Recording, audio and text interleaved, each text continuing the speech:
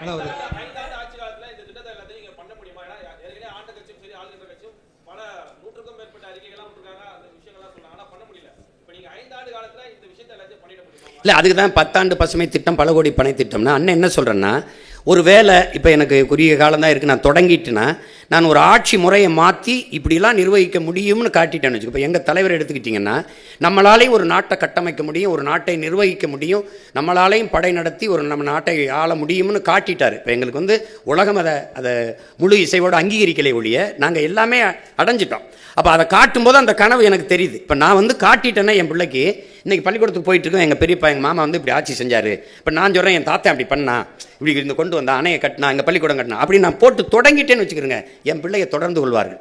என்னுடைய அடித்தளம் உறுதி ஆயிடுச்சுன்னா அழகான கூரையை என் பிள்ளையை போட்டுக்குருவாங்க. நான் அதுவே இல்லாமல் தத்தளிக்கிறேன் பாருங்கள். எனக்கு முன்னாடி என் முன்னவர்கள் வந்தவங்கெல்லாம் சமரசம் செஞ்சு தாளலைன்னா எனக்கு இந்த சிரமம் வந்திருக்காது. இப்போ நான் நிற்கிற உறுதியோடு எனக்கு முன்னாடி நின்றுருந்தாங்கன்னு வச்சுக்கிறேங்க, எனக்கு வேலை எளிதாக இருந்திருக்கும்.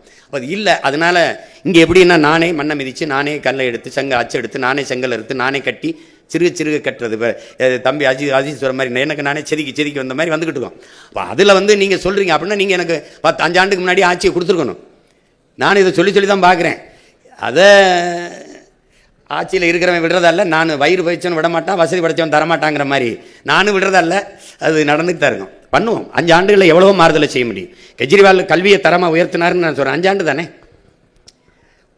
ஒரு காட்டிட்டா அப்புறம் அதை பிடிச்சிக்குவாங்கல்ல நம்ம பிள்ளைய. நல்லது, இது சரியாக இருக்க, இதே மாதிரி பண்ணிட முடியும்னு தெரியும். ஒரு முறை தானே.